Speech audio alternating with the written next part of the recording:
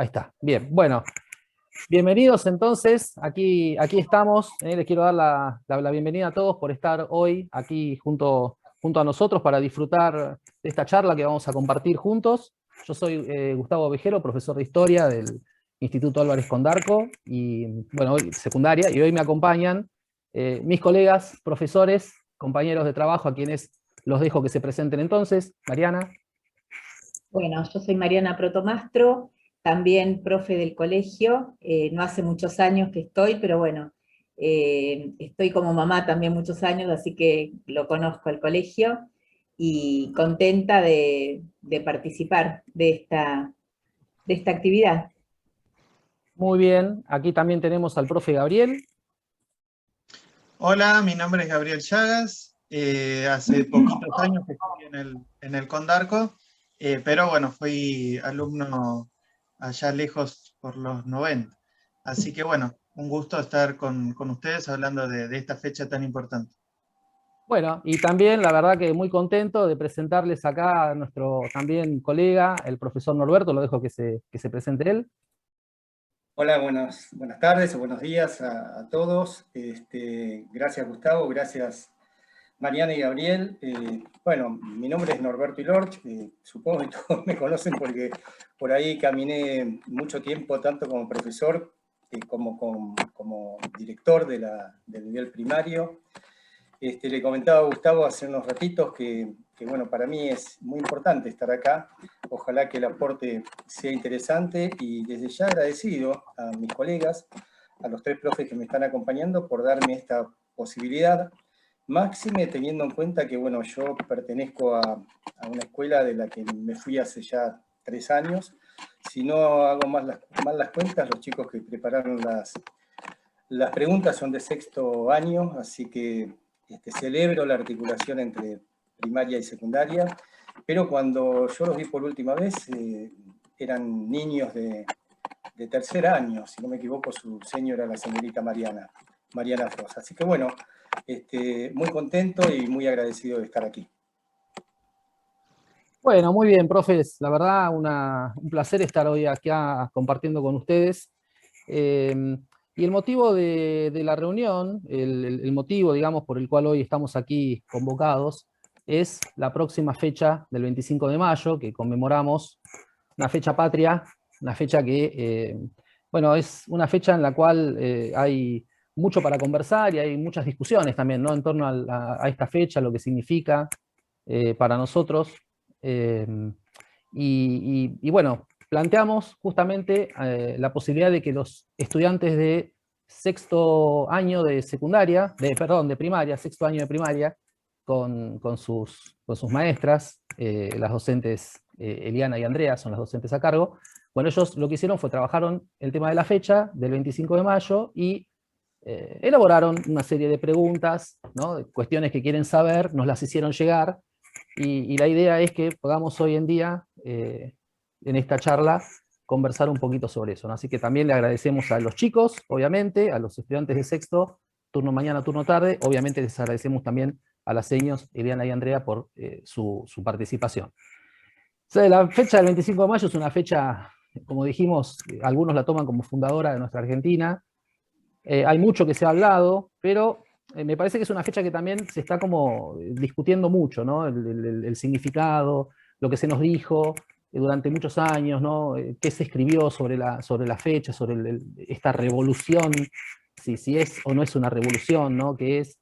A mí me parece importante por ahí revisar críticamente el pasado, volver cada tanto, ¿no? Hacer estas revisiones de nuestra historia, para ver si lo que se nos contó es así, cómo era, ¿no? Qué cambios podemos encontrar desde otra perspectiva, desde el momento en el que nos toca vivir hoy.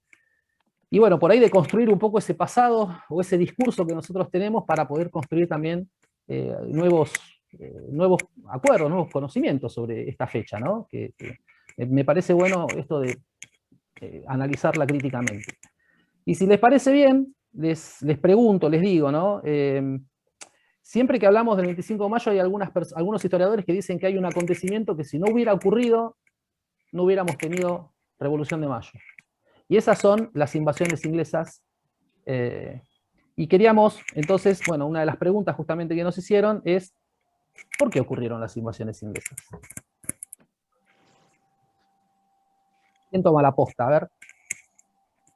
Bueno, el tema de las invasiones inglesas hay que vincularlo con la Revolución Industrial. Y está sumamente vinculado porque las potencias, en este caso Inglaterra, necesitan salir de su lugar para buscar mercados donde ubicar sus productos y a su vez materia prima. Entonces, en ese contexto, en esa circunstancia, es que tenemos que ubicar a las invasiones inglesas, desde un punto de vista económico. Ellos venían a buscar esas dos cosas, mercado y materia prima. Después, bueno, tomaron acontecimientos, se tomó la ciudad y demás, pero el objetivo era un poco ese, y bueno, entonces no hay que perder de vista el plano económico. Yo soy de las profes que hace mucho hincapié en lo económico, porque me parece que es lo que hace de eje para poder entender los procesos. Tal vez en nuestra época se hacía más hincapié, digo en nuestra época cuando yo era estudiante, hace mucho tiempo ya, se hacía más hincapié en la parte política. Nosotros hoy en día tratamos de analizar la cuestión económica y social, entonces me parece que se analiza mejor como proceso. Bueno, dejo la posta a ver quién quiere continuar con esto. Qué lindo escucharte, profesora Mariana. Y qué bien esto que señalás de lo económico, teniendo en cuenta que estamos hablando de ingleses, ¿no? Y para los ingleses, business is business, toda la vida. Sin embargo, sí, yo también adscribo en gran parte a los que sumamos a lo que vos estás señalando, una cuestión más que política, yo diría geopolítica, porque venía de recibir un fuerte golpe nada menos que la corona británica, habiendo perdido nada menos que lo que terminó siendo Estados Unidos, ¿no? Que habían sido sus colonias. Y en esa pérdida de esas colonias, Francia y España tuvieron mucho que ver, muchísimo que ver. No digo que no se hubiesen independizado las colonias, de no tener una ayuda francesa y una ayuda española, pero bueno, España desde hacía mucho tiempo iba a la cola de Francia, y bueno, Francia, de hecho, el mismo Lafayette y demás, terminó siendo un prócer estadounidense, y de alguna manera, más allá de lo primordial que vos señalás y que con lo que comparto, que es esta cuestión de la revolución industrial y de la necesidad de ampliar los mercados, había unas ansias en el gran Pitt y compañía de darle un cachetazo a los que habían ayudado a los colonos, y por algo fueron por las españolas, ¿no? Que era lo más tentador y lo más fácil de abordar, al menos en ese 1806 y 1807. Claro, por eso yo quería también aprovechar y un poquito unir, ¿no? Esto. Las invasiones inglesas de alguna manera también están relacionadas con el contexto europeo, ¿no? De lo que está pasando en Europa. Ustedes nombraron la revolución industrial, todo eso, pero también lo que está pasando en España propiamente, ¿no? O sea, entre lo que está pasando, bueno, ya un par de años después con España, pero Europa está en guerra. Sí, hay un Napoleón, nada más y nada menos, que en el medio, ¿no?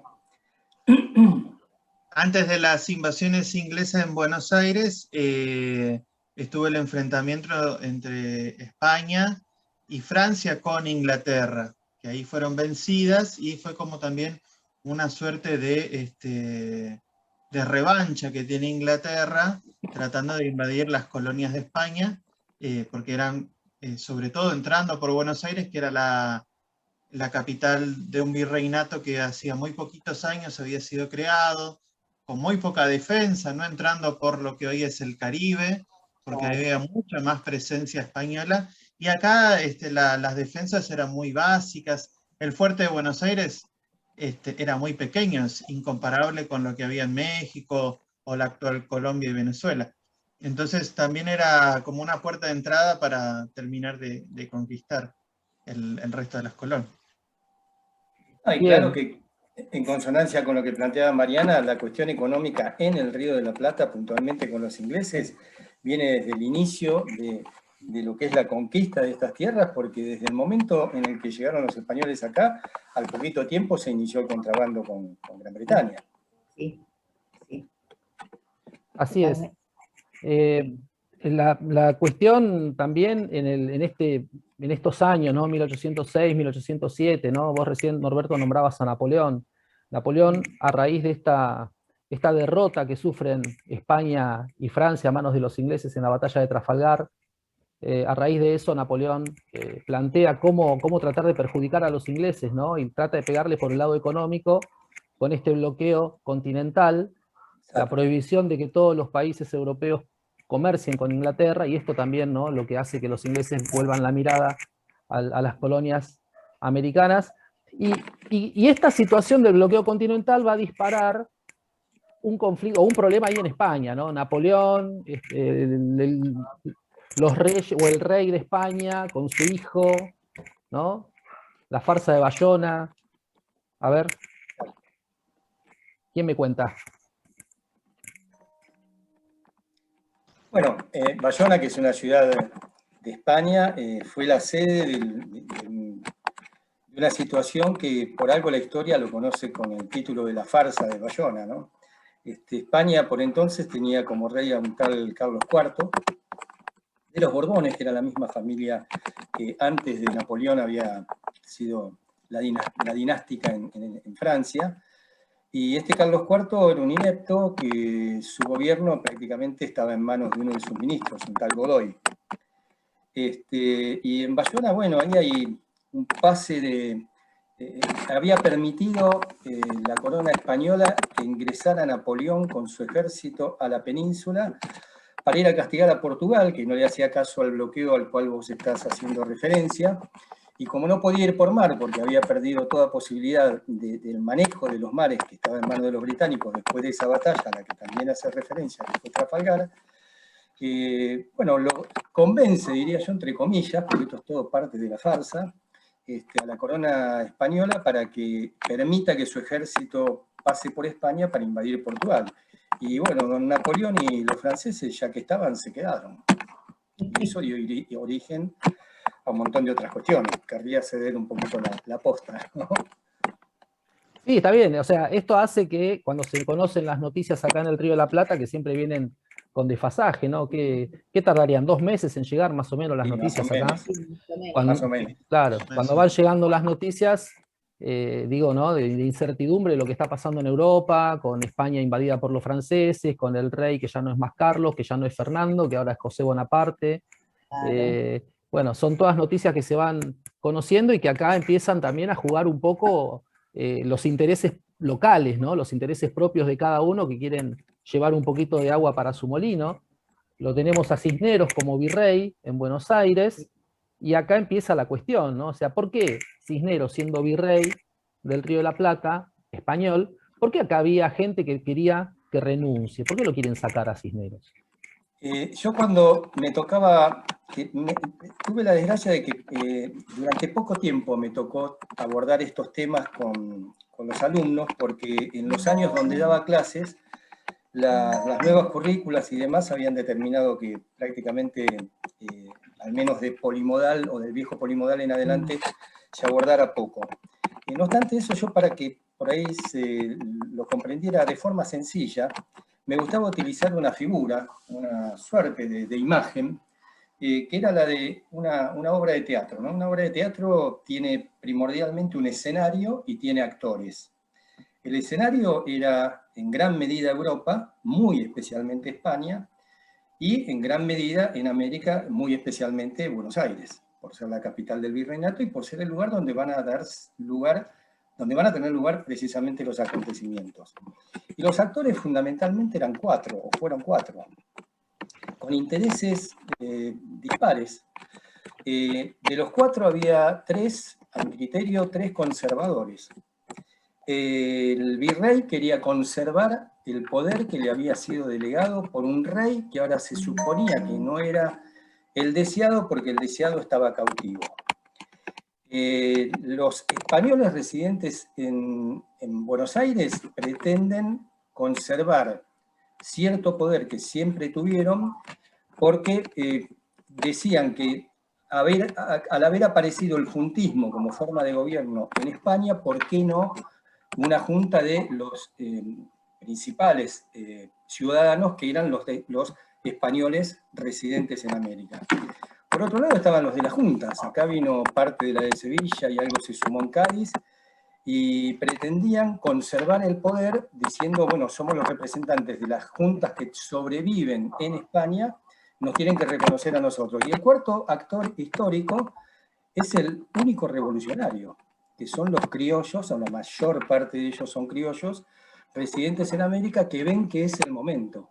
Es el momento, después de un montón de situaciones. Vos en un momento planteabas, Gustavo, esto de las invasiones inglesas, si se hubiera dado o no. Yo considero que sí, porque el proceso emancipador en América ya estaba iniciado y no hubiese tenido marcha atrás. Quizás se hubiese demorado un poco, pero considero que sí. Y esta gente estaba ávida por tomar el poder, al punto que vos tenés un Belgrano que uno a veces lo tiene con determinadas características y demás, y él planteó el día 24, creo que fue de mayo, cuando el virrey todavía se quería quedar agarrado a la presidencia de una junta que si no renunciaba a la presidencia lo tiraba por el balcón del Cabildo. Esa es una frase nada más y nada menos que de Belgrano, que son los verdaderos revolucionarios, ¿no? Y esto después lo podemos enganchar con esa cuestión, que es una de las preguntas de los chicos del golpe de Estado y demás, ¿no? Perdón, yo quiero agregar algo, retomando esto, uno de los actores que vos estás nombrando, los criollos, ¿no?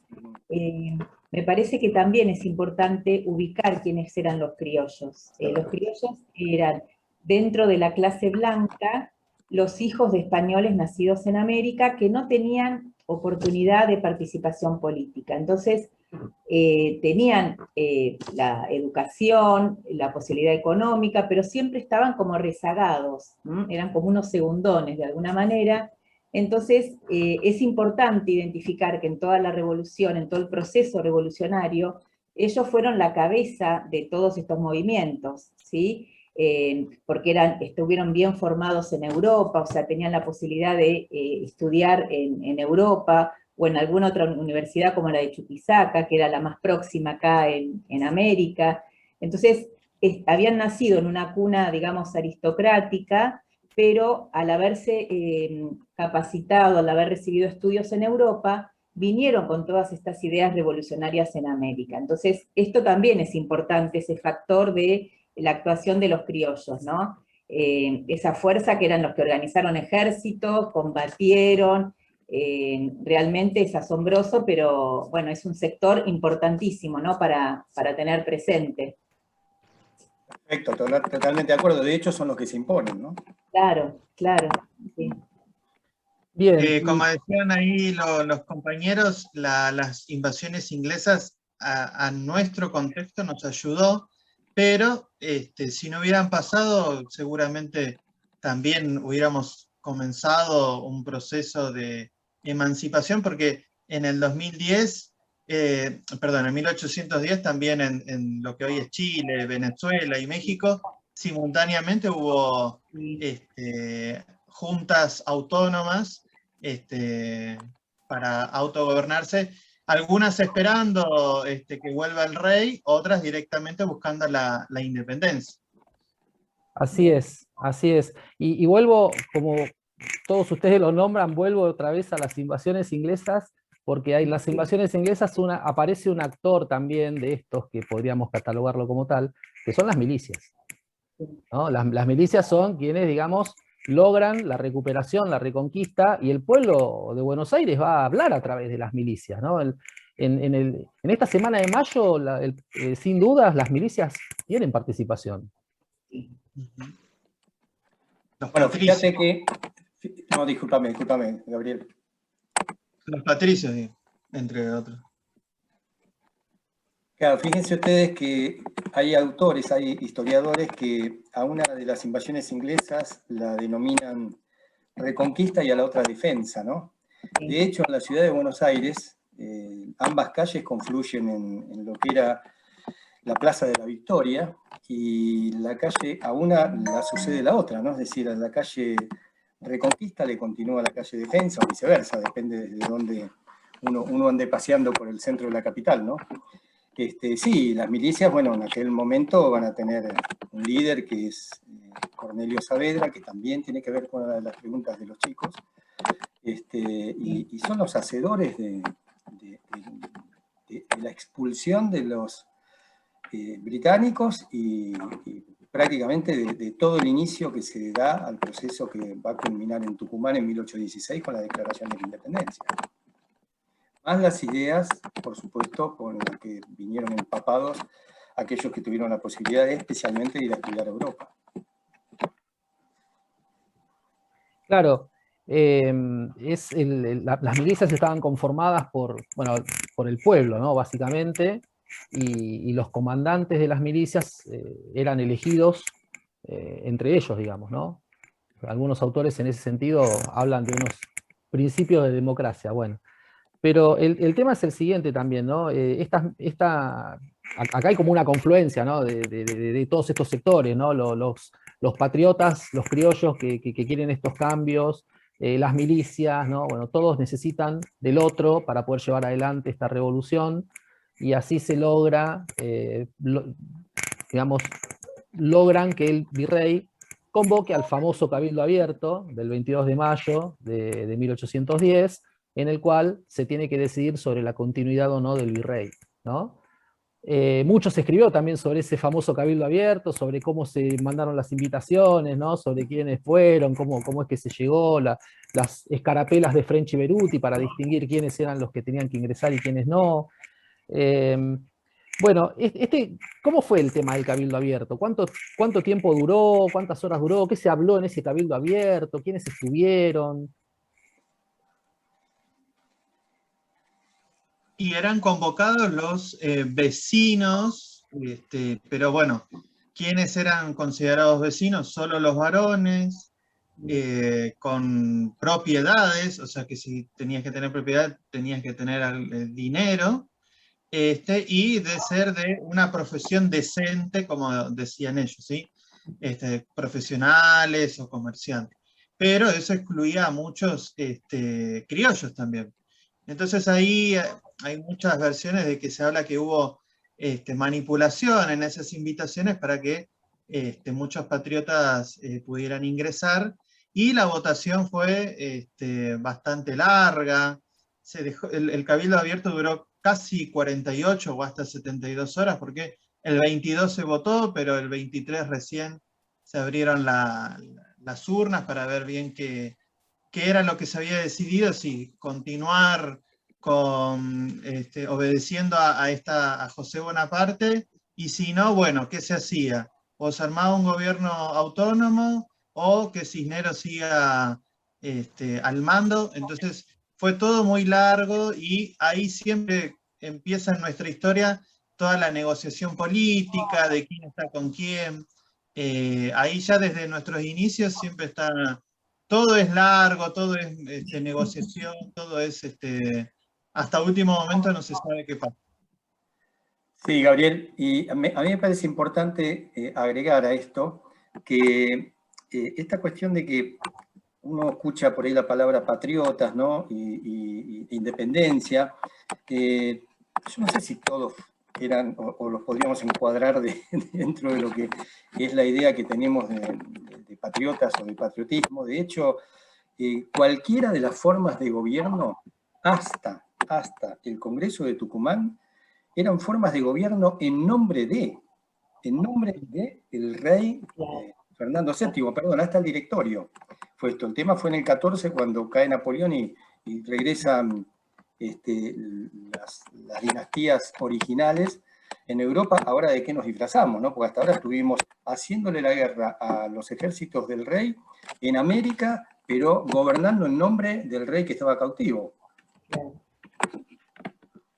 Sí, y aparte, y aparte también es como que muchos pretenden o suponen que a partir de esta idea se crea como la falsa expectativa de que ya existía un sentimiento de argentinidad, ¿no?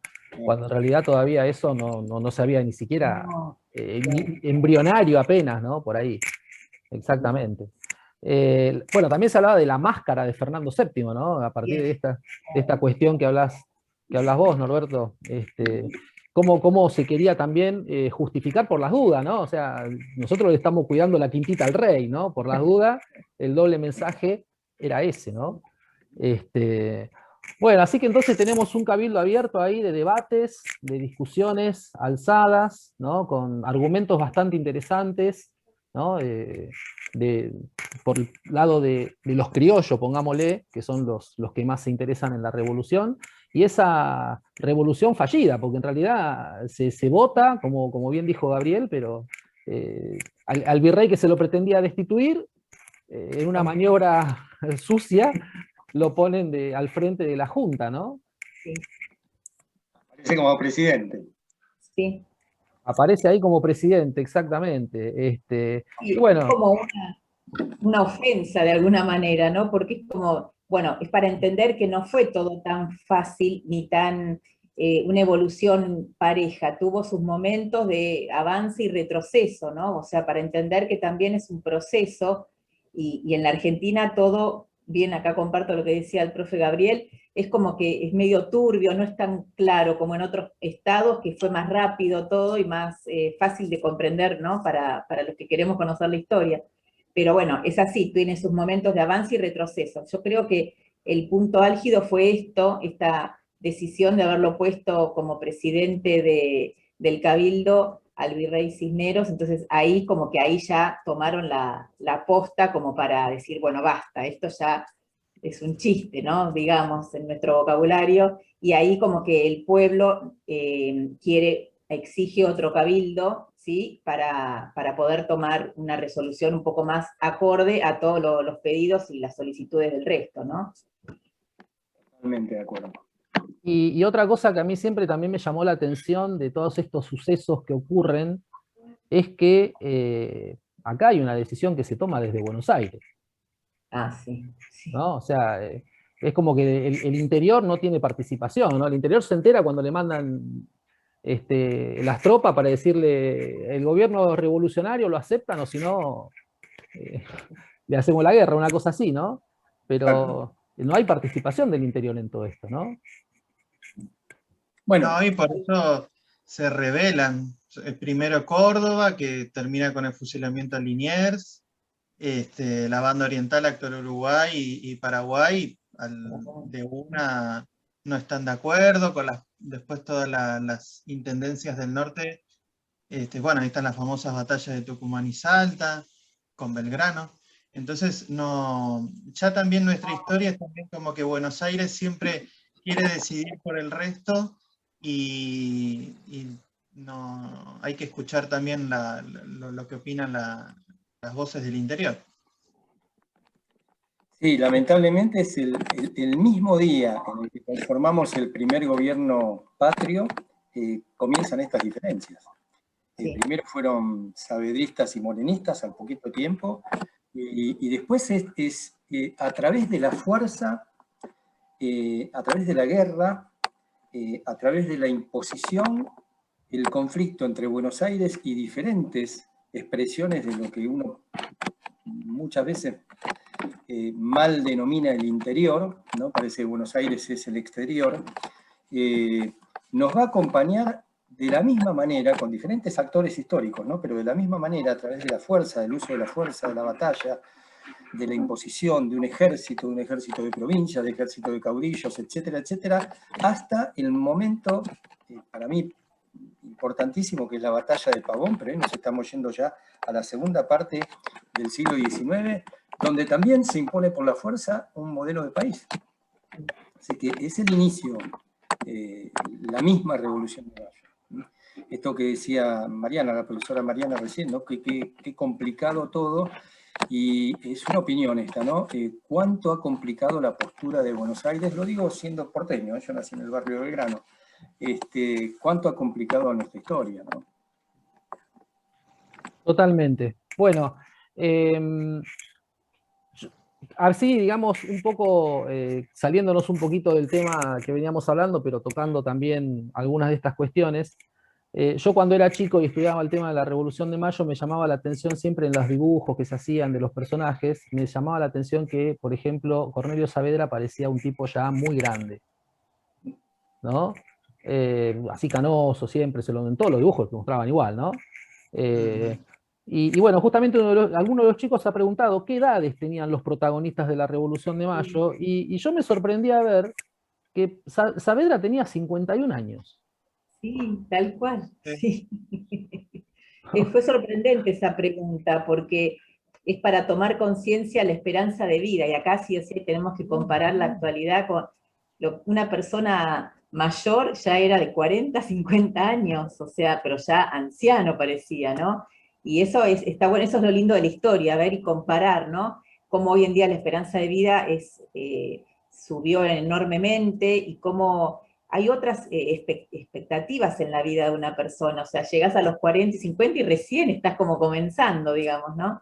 Sí, es sorprendente esto, sí, sí, a mí también me llamó mucho la atención, porque nunca me había detenido a sacar la cuenta de las edades, realmente fue una pregunta interesante, sí. Sí. Y sabés que, por ejemplo, Juan José Paso es un año mayor, de esos el más grande era Juan José Paso, ¿no? Sí. Y el más joven era Mariano Moreno, ¿no? Mariano Moreno contaba tan solo 32 años, era joven para la época, era muy joven, ¿no? Tenía así como un vigor así. Tanto juego en esa juventud, ¿no? Exacto, exactamente. Sí.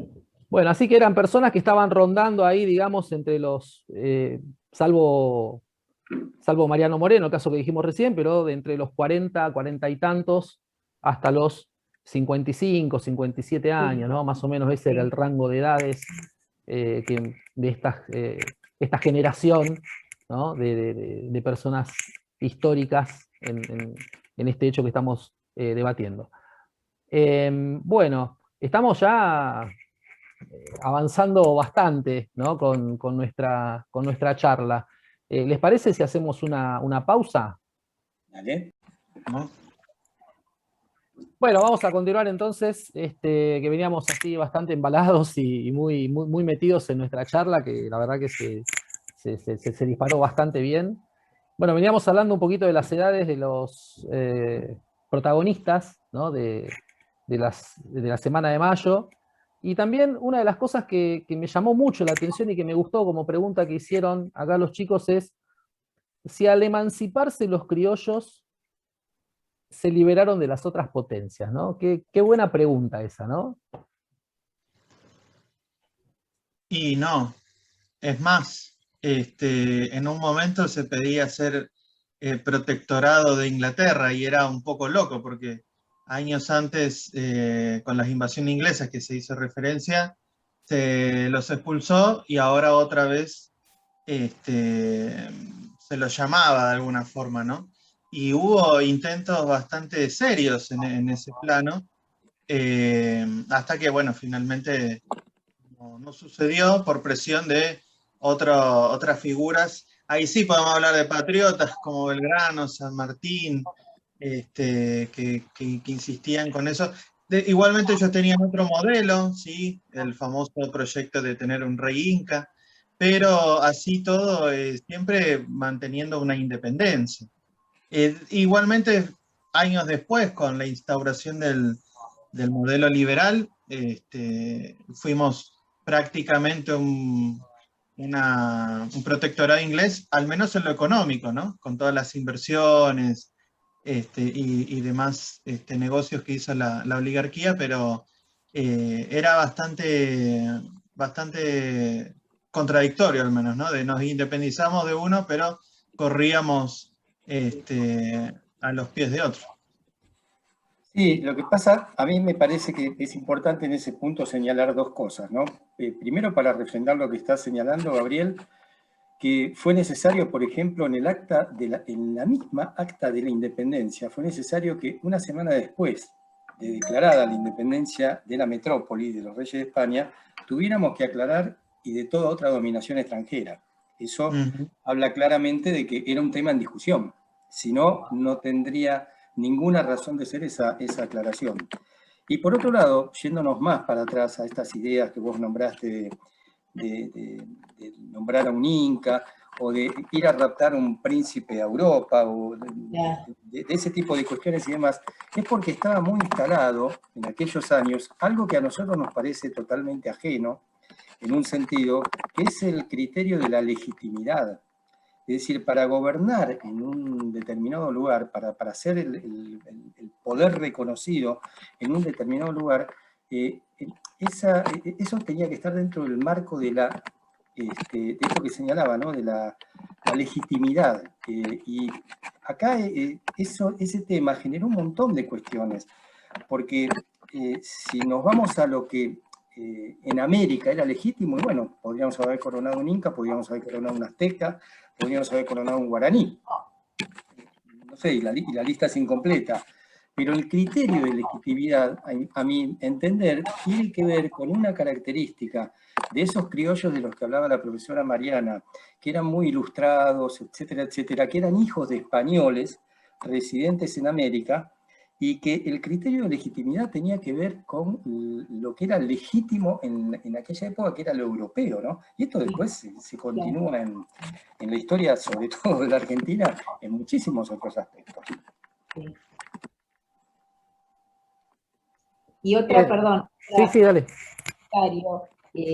Cómo estaba en boga en ese momento las monarquías.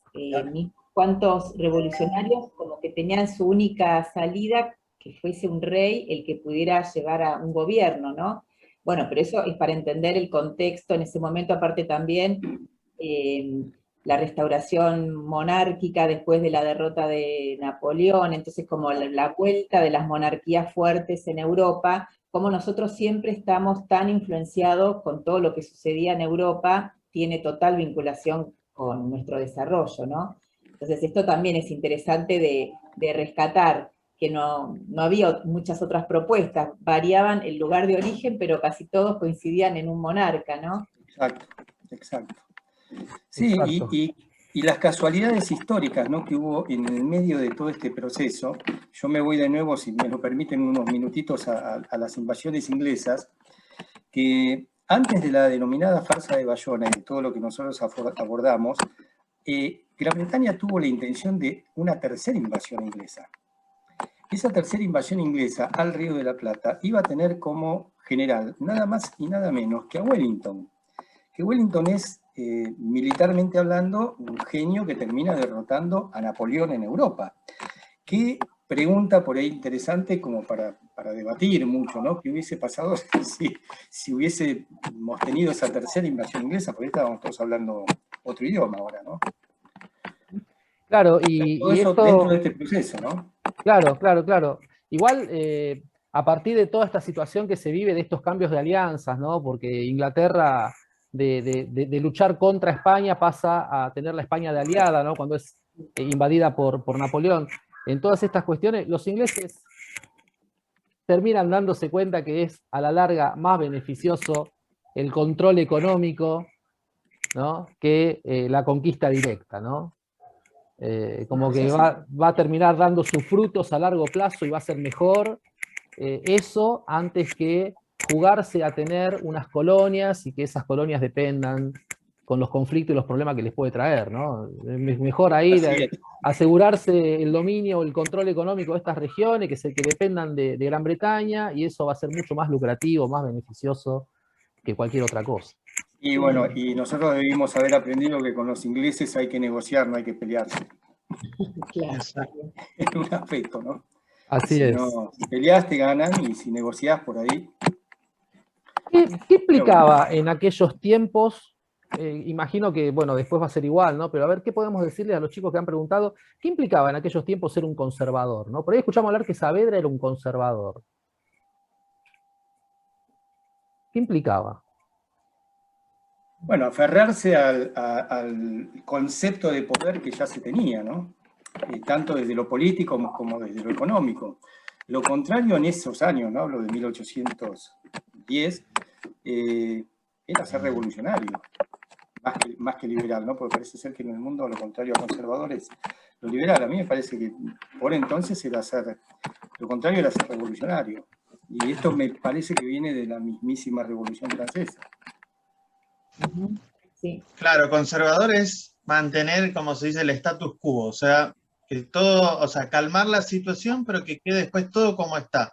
Como se viene dando, calmando las aguas, después seguimos como seguimos, pero manteniendo los privilegios que él nos tiene, sin hacer grandes modificaciones, o al menos caretearla, hacerla superficiales y después sigue todo como siempre, digamos. Y ahí también tendríamos que incorporar esta pregunta de si fue una verdadera revolución, la Revolución de Mayo, justamente, ¿no?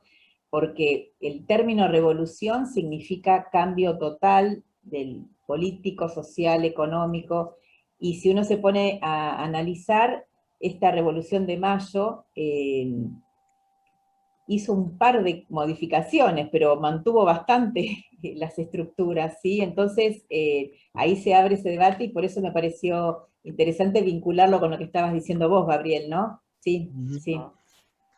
Qué discusión, Plenamente de porque acuerdo. Yo por eso particularmente estoy más cerca, creo que los chicos lo preguntaban, de que tal cual uno lo lee hoy, el 25 de mayo de 1810 fue un golpe de Estado. Hay un gobierno que es reemplazado por otro sector político. claro, Nosotros tenemos muy metido el argentino, para el argentino la cuestión golpe de Estado implica referirnos a otras épocas y a otras circunstancias, pero dejando eso de lado, 1810, lo que se produjo en Buenos Aires fue un golpe de Estado. Antes claro, gobernaba el virrey y su séquito, y a partir del 25 de mayo de 1810 pasaron a gobernar otros. claro, porque hay, en base a Perdón, que esta, se impusieron, que se pasaron a impusieron, gobernar claro, otros que se impusieron. que se impusieron por la fuerza. Claro, es como que hay una discusión grande, ¿no?, en torno a esta cuestión sobre si es una revolución o no. Algunos historiadores hablan de que sí. Bueno, la postura liberal, tradicional, mitrista, ¿no?, de esta historia que nos han enseñado, habla de la Revolución de Mayo como una verdadera revolución. Pero Claro. después de eso han aparecido ideas así que cuestionan un poco esto, ¿no? Algunos dicen, fue una revolución a medias. Bueno, entonces fue una revolución a medias, no fue una revolución, ¿no? Una Bueno, lo revolución que señalaba inconclusa. la profesora recién. Claro, ¿no? Entonces, es como que es un hecho digamos, se presta hoy en día todavía a muchísimo debate, a muchísima discusión, y que también, bueno, sirve para también esa misma discusión saber si realmente es el punto de partida, ¿no?, de la historia argentina como tal. Muy, muy, muy complicado el tema, no es fácil. Sí, sí. En realidad, yo también lo doy como vos decís, Gustavo, el inicio de un proceso revolucionario, o sea, es la primer pieza que se empieza a mover, pero el término revolución está, a mi parecer, habría que repensarlo, porque habría que buscar otra manera de llamarlo, ¿no?, realmente. Pero sí se inician una serie de cambios, de modificaciones, de toma de decisión, y que al ir avanzando en la década, del 10 al 20, bueno, se van haciendo determinados cambios, y mismo hasta geográficos, porque se van perdiendo lugares, ¿no?, que ese virreinato ya deja de existir y se van formando nuevos estados, y bueno, se va configurando toda una otra realidad. Pero a mí me gusta más tomarlo como el inicio de un proceso revolucionario, porque Revolución de Mayo yo la verdad que no coincido en No te esto. gusta, ¿no? Claro, sí, le queda grande, ¿no? Por ahí, ¿no?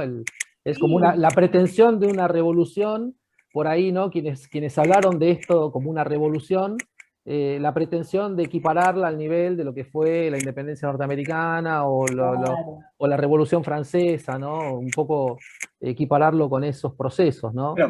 Pero fíjate, Gustavo, fíjense, profe, que nosotros tenemos por costumbre nombrar las cosas de manera a veces caprichosa, porque tienen el título de revolución muchos años después, claramente golpes de Estado. Sí. En nuestro Sí, país. Y sí. a ver, doy un ejemplo nomás. Revolución Argentina. Fue un golpe de La Estado, más. Revolución Libertadora, claro. Claro, claro, Golpe de claro. Estado, más. Por ejemplo, ¿no? Así es. Bueno, es interesante porque la verdad que estamos, a veces es como que profundizamos en tantas discusiones, a veces los chicos me dicen, pero ahora me quedo con más duda que antes, ¿no?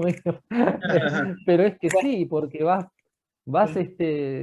por ahí vas deconstruyendo, ¿no? Obviamente, como dijimos antes, para poder construir conocimientos nuevos, ¿no? Y otras cosas que van surgiendo, otras dudas, porque tampoco está bueno aceptar todo lo que se nos cuenta y así nomás, ¿no? No, Si y los no, chicos creo que tienen otro problema. En realidad lo tenemos todos. Yo cuando entré al profesorado, uno de los profesores me dijo, vamos a abordar historia argentina de tal año a tal año.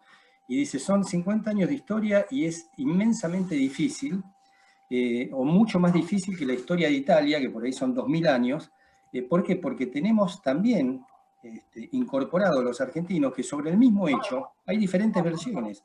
Y vos tenés decenas, si no centenares de autores que sobre o la Revolución de Mayo, la Guerra de la Independencia, o la época rosista y demás, uno lo ve blanco y el otro lo ve negro.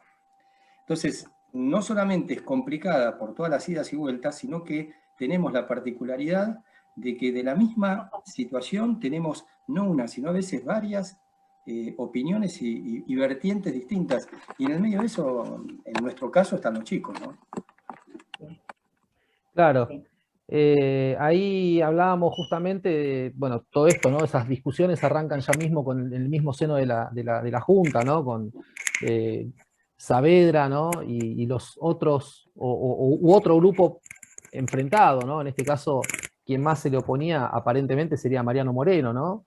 Que representaba, así el sector más jacobino, más duro, ¿no? Digamos, más Más revolucionario. revolucionario por ahí. Exactamente, más revolucionario, ¿no? Y bueno, y esas cosas que tiene la vida, ¿no? Que bueno, terminó muriendo joven y la revolución tomó otro carril, otro rumbo, Claro. quiero decir, ¿no? Pero sin duda Sacaron, pero sin duda la revolución de mayo, o este acontecimiento que conmemoramos el 25 de mayo, fue un movimiento que a la larga, obviamente, terminó sentando las bases de lo que es nuestro país, ¿no? Y también lo que decía vos, Mariana, es interesante cómo este movimiento también genera o a partir de este movimiento genera que territorios que antes formaban el virreinato se vayan perdiendo, ¿no? Porque Claro. es como que si Buenos Aires hizo una junta, ¿no? En Asunción del Paraguay, me imagino, ¿no? Dicen, si en Buenos Aires hicieron una junta, ¿por qué nosotros no podemos hacer una junta, ¿no? Claro. Con todo derecho, ¿no? Y desde acá, desde Buenos Aires, dicen, no, ustedes tienen que aceptar lo que imponemos nosotros. O sea, desde acá ya venimos viendo la soberbia y el autoritarismo porteño, ¿no? O sea, que se va a imponer al resto Lo del mandamos al territorio, pobre ¿no? Belgrano. Claro, ajá. exactamente, exactamente. Sí, tal cual. Había que mandarlo lejos. Había que mandarlo lejos. Bueno, más Bueno, lejos lo también, mandaron a Moreno, pero bueno. Claro. claro, a todo el sector más revolucionario, A más Castelli a, casual, a otra fueron punta, dando, pero bueno. claro, le fueron dando misiones imposibles, casi diríamos, ¿no? Entonces se fueron quedando los conservadores en el poder y todos los demás fueron con diferentes misivas que no tenían buen final, seguramente, sí, sí, sí. Exacto. Bueno, profes, a ver, ¿qué les quedó por decir a cada uno? A ver, ¿qué podríamos, así como a modo de cierre? A mí me Y llamó un poquito la atención perdón, Gabriel, una de las preguntas que decía acerca del patriotismo, ¿no? Cuándo se había empezado a perder. Y yo lo que les quiero comentar, que a mí me parece que son como el patriotismo se arma entre los gobernantes y el pueblo, ¿no? Es como un pacto de alguna manera. Y con tantas situaciones que sufrimos los argentinos, que nos defraudaron, que confiamos y volvimos a ser defraudados, a mí me viene la idea, lo asocié, yo tengo asociación libre, el tema de la guerra de Malvinas, ¿no? Cómo fuimos engañados, donando, yo me acuerdo era adolescente, de haber tejido bufandas para los soldados, o caramelos, o golosinas que uno fue enviando, y que fue otra cachetada que recibimos, ¿no? Entonces, me parece que un poco el patriotismo se tiene que construir con un compromiso de parte de los gobernantes y del pueblo, y cuando empiezan a haber cortocircuitos, ahí se va perdiendo, ¿no? Es mi opinión, el tema del patriotismo.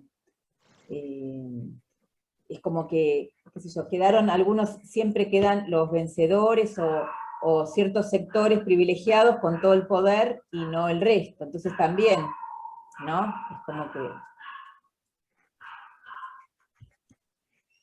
Sí, es un sentimiento difícil el del patriotismo, ¿no? Es un sentimiento difícil porque me parece que yo al menos lo pienso así, es difícil de inculcar, es como que te nace, pero bueno, no sé, es una opinión también, ¿no? A ver, no sé qué piensan los profes. Es un tema complicado el tema del patriotismo, ¿no? Porque Sí, también sí. terminás, sino también cayendo en ese patrioterismo o en algunas actitudes que tampoco son buenas, ¿no? Pero yo creo que acá, lamentablemente, estamos asistiendo a una serie de, bueno, a una generación, al menos me parece hoy en día, hay una generación que carece de ese patriotismo. Sí. Yo respecto al patriotismo, bueno, comparto el criterio de la profesora, pero respecto al patriotismo puntualmente creo que da para otro debate. Sí, Me parece que como tema da para otro gran debate. Yo, si me permitís, para cerrar, bueno, volver a ser agradecido a ustedes por participarme, por darme la posibilidad de volver a hablar de historia, de volver a compartir ideas, de volver a escuchar, de aprender de los colegas, de lo que se escucha, de volver a comunicarme con los chicos a través de este medio que a mí no me gusta demasiado, pero bueno, es el que hay, de poder saludar a las familias y bueno, de estar, que para el que está fuera desde hace casi 3 años, el acercarse es muy, muy importante. Así que yo me quedo con esto nomás, ¿no? Con lo de ser agradecido, una vez más. bueno, muy bien, Gabriel. Con lo del patriotismo, bueno, el 25 de mayo se dice Feliz Día de la Patria. Y bueno, y a pesar de que nos decepcionaron, nos mintieron, y capaz que en otros países como que está más a flor de piel, lo vemos, yo creo que algo tenemos, está escondido y hasta, qué sé yo, a veces nos da vergüenza hasta cantar el himno, lo vemos en la escuela, ¿sí? Que tenemos como que obligarlo, pincharlo por la espalda para que los chicos canten el himno, pero a mí siempre me da la esperanza de gente que se va a vivir afuera, la gran mayoría extraña tantas cosas y se emociona viendo un tango, que capaz que en su vida escuchó uno, pero va a vivir a España y ahí escucha tango y folclore. Entonces, está, en nuestro ADN está, y bueno, por eso el 25 de mayo y el 9 de julio tienen como esta distinción. El 25 de mayo festejamos el Día de la Patria, el día que somos argentinos, con nuestras comidas, nuestras cosas buenas y malas, nuestra idiosincrasia, como se dice, que tenemos mucho por mejorar, pero mucho que es rescatado y valorado incluso más por gente de afuera que propia, ¿sí? Tantos beneficios, tantas oportunidades que da el país. Y por eso el día del 9 de julio es otra cosa que el Día de la Independencia, netamente. Pero el 25 de mayo creo que es una oportunidad de festejar y celebrar. Bueno, somos argentinos, tenemos esto bueno, esto malo, hay que seguir adelante. Y somos un país que se cae y se levanta. Y en otros países caen y no se levantaron más. Así que es algo a favor nuestro, el siempre salir adelante a pesar de todo. Es un país, como se dice Argentina, país generoso, que tenemos muchas cosas por dar y por mejorar también. Bueno, entonces nos quedamos con esa idea, ¿no? La de que el 25 es una fecha de encuentro, ¿no? Para celebrar que nos viene bien, ¿no? Nos viene bien, siempre viene bien celebrar algo, algo que tengamos en común, y si bien, bueno, por esta situación que nos toca vivir, podemos celebrar a la distancia, pero podemos celebrar igual. Y bueno, reflexionar también sobre todo esto que estuvimos charlando, ¿no? Dejarnos pensando acerca de si esto es o no es una revolución, ¿no? Si es un golpe de Estado, si es una revolución, si la revolución puede ser a medias, inconclusa, bueno, ¿no? Reflexionar un poco sobre entonces todo esto y revisar críticamente, ¿no? Lo que se nos cuenta siempre de la historia, ¿no? No quedarnos con lo que se nos dice, ¿no? Informarnos de los hechos, pero reflexionarlos, pensarlos, ¿no? Siempre hay interpretaciones nuevas y obviamente esas interpretaciones también tienen que ver con el momento en el que nosotros vivimos, ¿no? Nos surgen interrogantes nuevos y eso hace que repensemos o revisemos el pasado de una manera más crítica. La verdad que bueno, yo me quedo bastante conforme, me gustó mucho participar de esta charla con ustedes, habernos juntado, habernos reunido, en un momento también valorarlo porque, bueno, tenemos todo el tiempo estamos conectados con la computadora por Zoom, con los chicos, llega un momento en el que tengo ganas de agarrar la computadora y tirarla.